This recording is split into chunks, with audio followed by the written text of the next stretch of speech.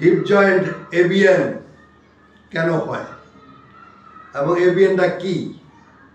এবিএনটা হচ্ছে হিপ জয়েন্টের মাথাটা মরে যাওয়া। হিপ জয়েন্টের মাথা মরে যাওয়া, আস্তে আস্তে পুরোটাই মরে যাওয়া। এটা মরে কেন? এটা মরে বলতে আমাদের দেহের প্রয়োজনীয় নিউট্রিশন, যেটা ব্লাড এবং অন্যান্য নিউট্রিশন যা আছে, এটা ওখানে সাপ্লাই বন্ধ হয়ে যায়। সাপ্লাইটা বন্ধ হয়ে যাওয়ার পরে আস্তে আস্তে হিপ জয়েন্টের মাথাটা মরে, তারপরে আস্তে আস্তে হিপ জয়েন্টের চারপাশ মরে যায়।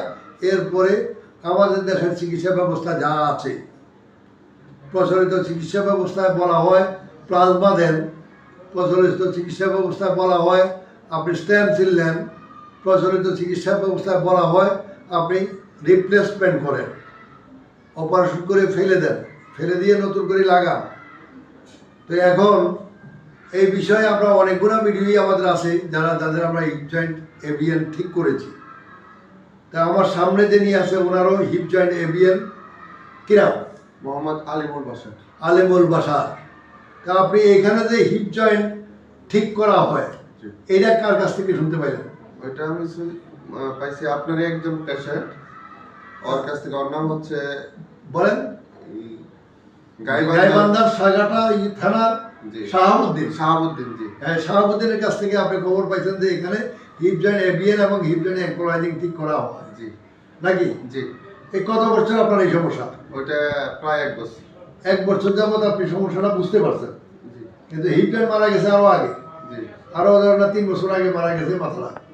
মারা যাওয়ার পর যখন আস্তে আস্তে সে পাশে আসছে, তখন যে আপনি বুঝতে পারছেন যে আপনার এখানে ব্যথা হচ্ছে, প্রচণ্ড ব্যথা, তীব্র ব্যথা। এর জন্য আপনি এমআরআই সিটি স্ক্যান করে দেখছেন যে আপনার কি হিপ জয়েন্ট এবিএন হয়ে গেছে। আচ্ছা, এবিএন এর সাথে ওনার আছে সার্ভাইকাল প্রবলেম, C2 থেকে C7 পর্যন্ত। ওনার আছে শোল্ডার ড্রপ, এইটা সবসময় বাইরেই যায়, ছুটে যায়। বেশি জোরে কাজ করতে গেলে, ঢিলা মারতে গেলে অথবা সাঁতার কাটতে গেলে এটা বেরিয়ে যায়। তো এটা বেরিয়ে যাওয়ার জন্য আমাদের অ্যাডভাইস হলো এখানে একটা সাপোর্ট পরা, শোল্ডার সাপোর্ট। কন্টিনিউয়াসলি একটা শোল্ডার সাপোর্ট 1-1.5 বছর পড়লে 1-1.5 বছর পরে এটা ভিতরে থাকে আর বাইরে হবে না কখনো। এটা মনে রাখবেন সবাই। আচ্ছা, দ্বিতীয়ত যে আমরা তো ওনার চিকিৎসা শুরু করবো একটু পরে। আমরা আজকেই ওনার প্রথম সেশন চিকিৎসা দিই।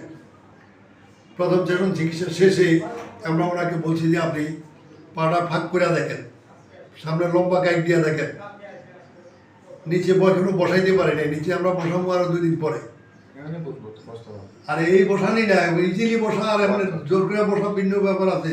জোর করে বসতে ঘষা খাইব, জোর করে বসতে এখানে ঘষা খাইব, জোর করে বসবেন না কখনো। তাই সুতরাং লম্বা কাইক দিয়ে দেখেন তো, লম্বা কাইক দিন। হ্যাঁ, ওই পা দিয়া, হ্যাঁ ঘুরেন, দিয়ে ঘুরেন, আবার ঘুরেন। এটা কতটুকু বাড়ছে?